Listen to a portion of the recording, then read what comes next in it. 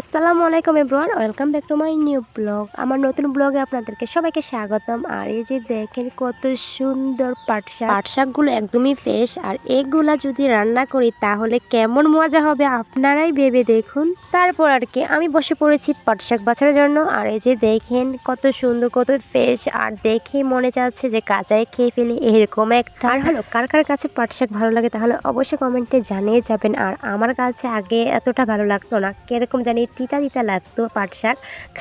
আর এখন এত ভালো লাগে পাট শাক কেন আমি সেটা বুঝি না। এই যে দেখেন বাছাবাছি করে এখন পাট শাকটা আমি কুচি কুচি করে কেটে নিচ্ছি।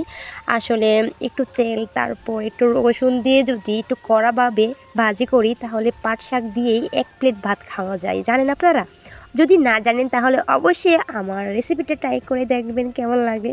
আর যে দেখেন আমি এখন রসুন কাটাকাটি করছিলাম। আর আমি জানি যতটুকু বাজি বা শাকে যদি আপনারা একটু রসুনটা একটু বেশি করে বা বাড়িয়ে দেন তাহলে কিন্তু বাজি বা শাকই বলেন না কেন ওইটা খেতে কিন্তু অনেক মজা হয়। আর এই যে দেখেন আমার রান্না তো একদম কমপ্লিট। আর এখানে আমি খেতে বসে গিয়েছি।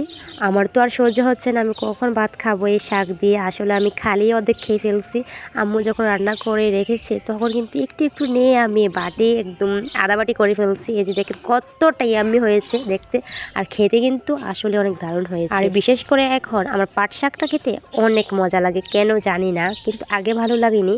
কেন ভালো লাগেনি তাও জানি না, কিন্তু এখন আমার কাছে অনেক অনেক মজা লাগে। তো আজ এই পর্যন্ত ভিডিওটা। আল্লাহ হাফেজ।